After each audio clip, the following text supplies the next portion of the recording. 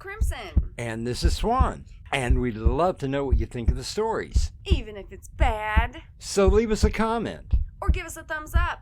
Thank you.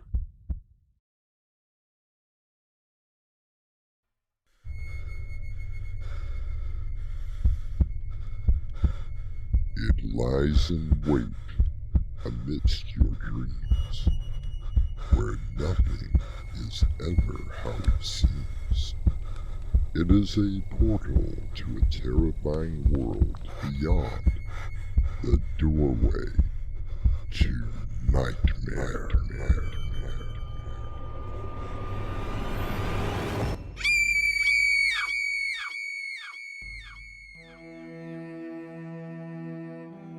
Come in. Welcome. I'm your host, Artemis Black.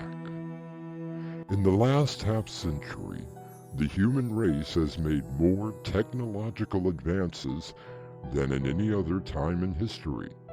From the miniaturization of computers to scientific discoveries, we have made leaps and bounds towards what many consider a brighter future.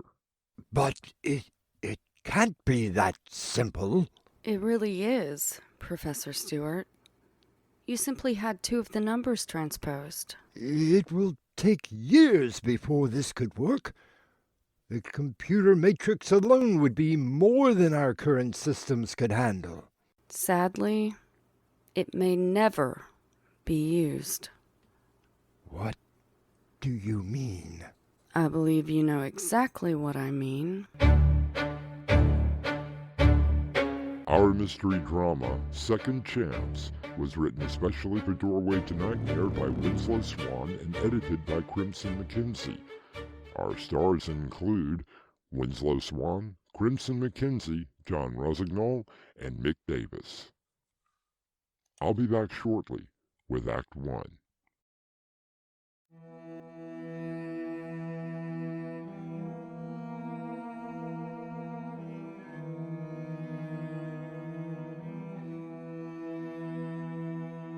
Have you ever been outside on a cool, clear evening and looked up at the stars?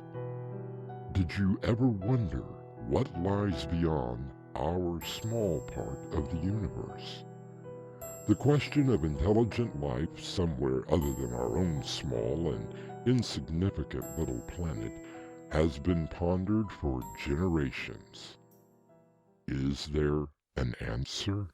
And as you can see, ladies and gentlemen, if we continue down this road we call the human race, great strides can be made that will ultimately be for the better. Or it can be taken away.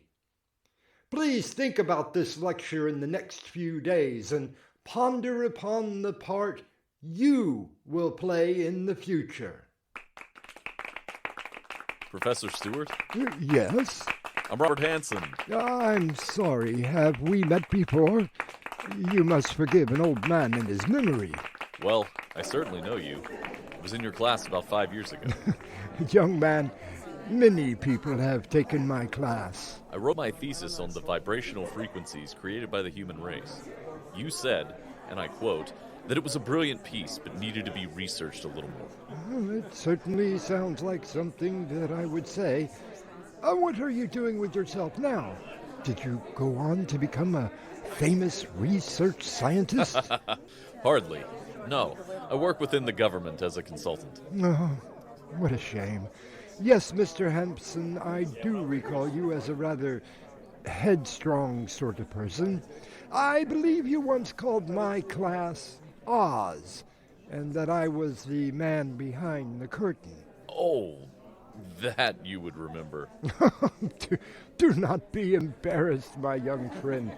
The memory may not be as sharp as I would like it to be, but it does kick in occasionally.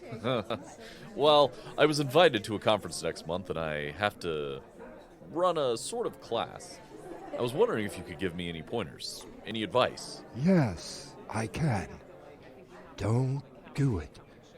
Run for the hills and never look back. But, sir, I'm committed to it now. I can't just. Oh, forgive me again, Mr. Hanson. Simply a little joke. What exactly are you asking of me? I just remembered how fun your course was. I really wanted to know your secrets. Secret? Well, there is no great secret to opening the minds of the youth. Sir, I've tried doing these things in the past, and I simply come off as well, a boring student who's trying to impress. I'm sure it is not as bad as you let on. When you hear snores, it is that bad. Would you really like to know my secret? Yes, please. The imagination. I don't understand. Mr. Hanson, you said that you enjoyed my classes. Very much so. You seem to make the subject come alive. No, sir. You see, it was all you. Oh, don't you see? I tried to spark the imagination in each of my students. Without that, we are all simply computers. You put data in and you spit data out. My phone can do the same thing. But with imagination, you can do anything. I'm beginning to see what you're talking about. Sadly, in the last several years, we have been told not to use that wonderful gift. It will be a sad day indeed when the imagination is completely taken away from us.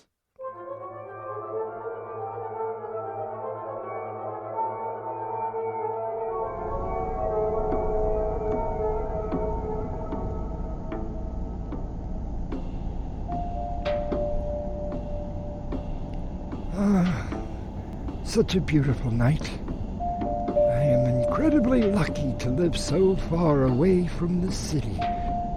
The stars are all so lovely. We interrupt our regular program to bring you an important news bulletin. The peace talks in Paris have completely broken down. The American ambassador was quoted as saying that if the Russians did not pull back its troops within 24 hours, the consequences would be severe. Meanwhile, the Russian spokesperson said that the ambassador was adamant in his demands for the Americans to pull their forces back. All hopes for a peaceful end have now faded as... Ah, the fools! Do they not know we all live on this planet? Oh well. Hey, what is that?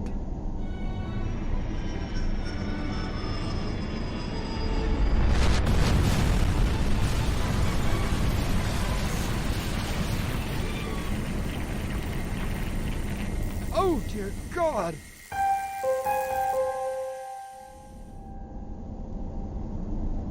Where am I? It is going to be okay. You are safe. I'm driving you to the hospital. You're Professor Abraham Stewart. Well, yes, I am. This is not the way that I wanted to meet you. Are you from the Air Force Base?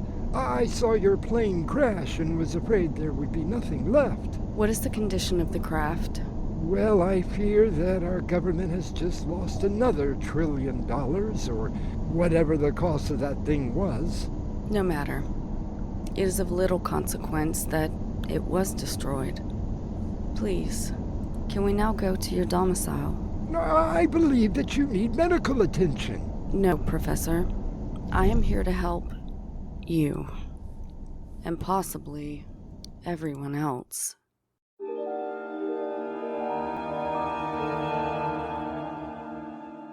Professor Stewart looks over at his passenger and wonders. He notices the wounds that he had seen before are no longer there. I'll be back shortly with Act 2.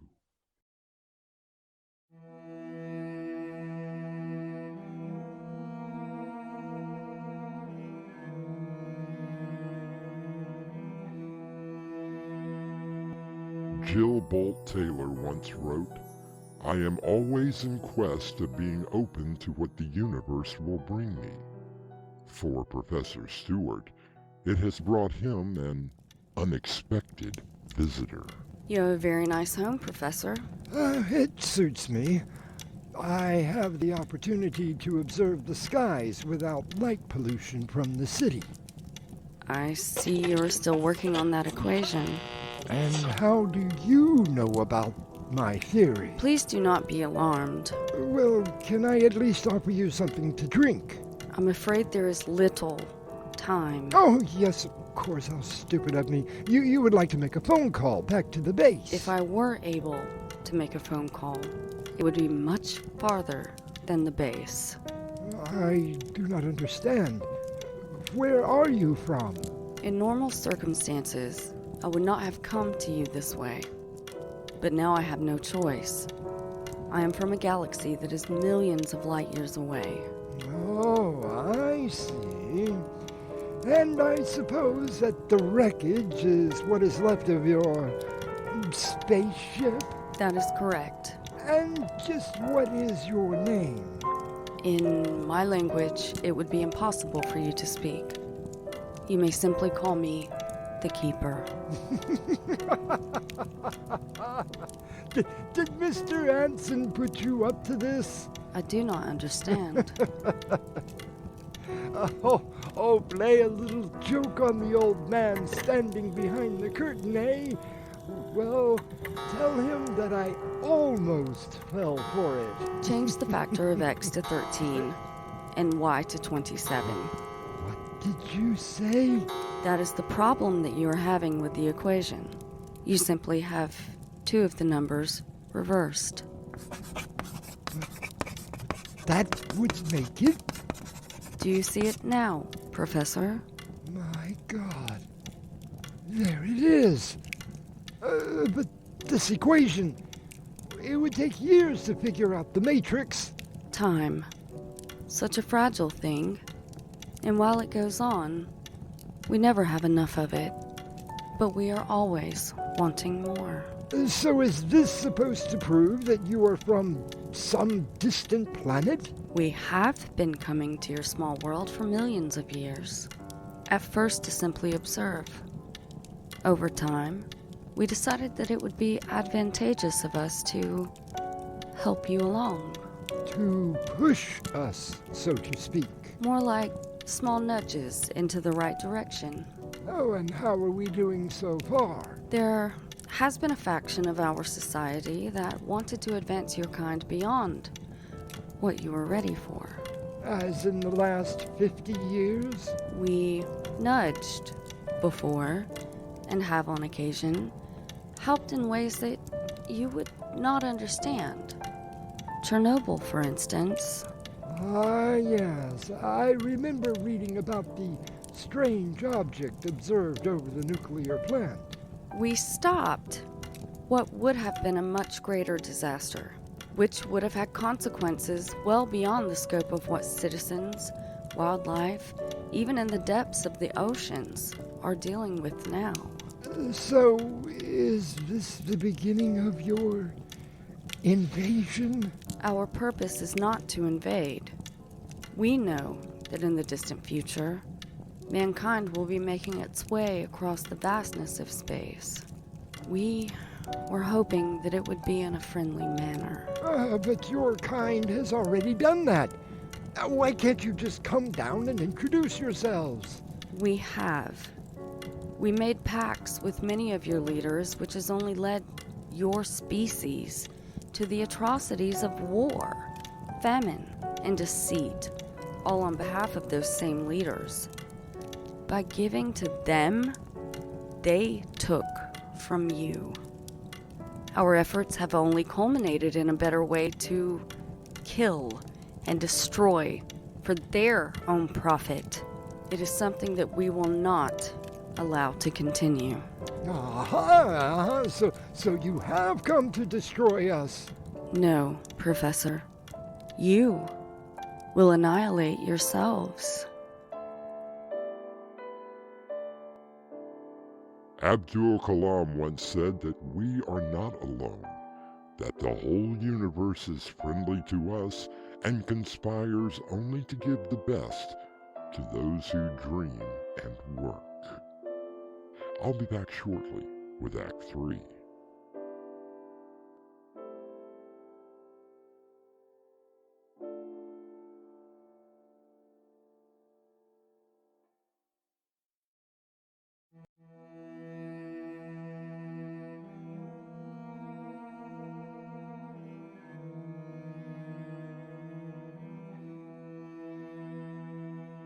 T.S. Eliot once wrote, "This is the way the world ends. Not with a bang, but a whimper." What exactly are you trying to say? We had such great hopes for your tiny planet, Professor. Our species was looking forward to a mutually beneficial meeting one day. But you are saying that day may never come. Why? I'm afraid I may have arrived too late. Oh, but why is it too late? What is going on? Your formula would have been used to thrust humans to the outer reaches of space in the next millennium. Unfortunately, there are too many short-sighted humans on this planet thinking only of...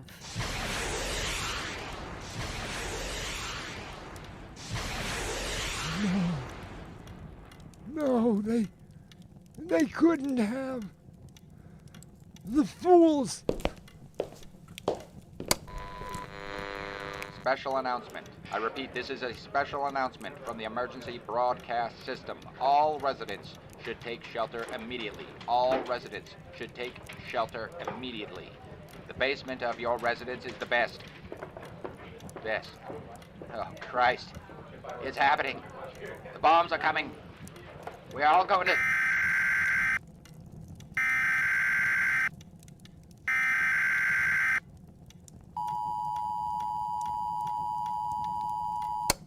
It will only be about 30 minutes before the first bombs arrive. 27 minutes and 13 seconds, to be exact. Isn't there anything? No. There is nothing that can be done now. Our world is doomed. Does this surprise you? No, it does not. Would you like a drink? I've been saving a rather rare brandy.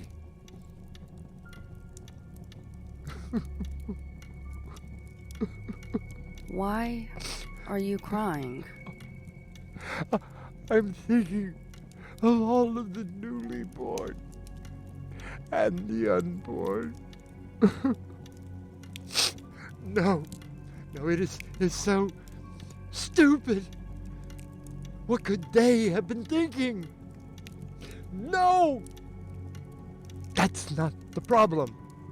They never think. You are correct, Keeper. We do not deserve this planet we have called home. Professor, if you were given the opportunity to have a second chance, what do you think the human race would do? No. Well, it's all academic. You see, Keeper, our world has been plagued for centuries with tyrants and rulers who only think about themselves. A second chance? For what purpose? To have another group of leaders grow into greed and war again? Are you truly that pessimistic, Professor? No. I suppose not.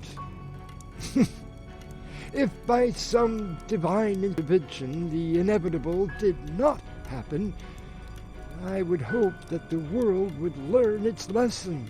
Do you believe this planet would ever learn? As I said, it's all academic now. I suppose that you have a way of escaping the destruction. Unfortunately, with the crash, my ship was destroyed. What exactly did happen with your ship? Perhaps a simple miscalculation in the guidance system, or something to do with frequency disturbances.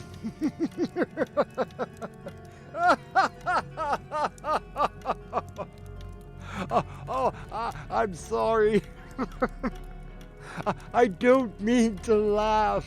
What is it that you find so amusing? That even with such an advanced civilization, mistakes can be made. I suppose, to use your words, an advanced civilization is not infallible. Thank you, Keeper. I'm glad to know that in the last few minutes of my life, there is always something to laugh at. What happened? Turn your radio on, Professor. Don't believe it. Can we get someone, anyone, who can tell us what happened? All right. But no one is going to believe this. We are getting reports from, well, everywhere. According to what we have learned, both the Russian and U.S. forces launched multiple nuclear missiles. Just a minute ago, every last missile has been disabled. No one has been able to supply a reasonable explanation for... I don't believe it. Keeper, what happened? I shall be leaving you now, Professor Stewart. Make good use of that formula. No, wait! Where are you going? I do have to leave, but we will be keeping our eyes on you. Helping us out when necessary? Something like that, yes. Is that what happened with the missiles? Oh, and one more bit of advice. Your kind was given this planet with only one simple rule to live by. Something we believe you have forgotten. What rule? Do unto others what you would have them do unto you.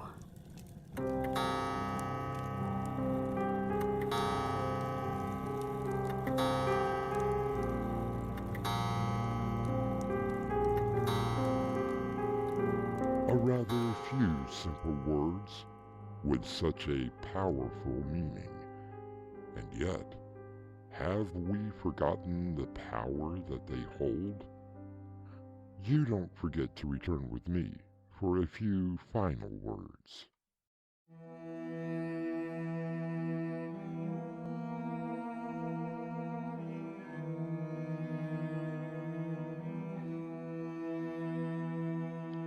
I suppose the only way to end our play is with the words of Dave Wilson. Sometimes life gives you a second chance. It is what you do with that second chance that counts. Our cast included Winslow Swan, Crimson McKenzie, Mick Davis, and Jonathan Rossignol. The story was edited by Crimson McKenzie and directed by Winslow Swan. And now, a preview of our next tale. I'm sorry.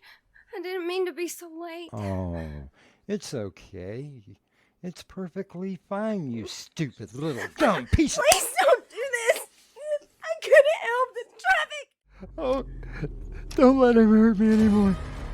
Please, just hold me. Come here. Shh, shh, shh. Hush now. It's okay. It's okay. I'm here. I won't let anything happen to you. This is your host, Artemis Black, inviting you to return with us through the doorway to nightmare for another adventure into the world of your terrifying imagination. Until next time, slumber peacefully. Epilogue. The butler did it.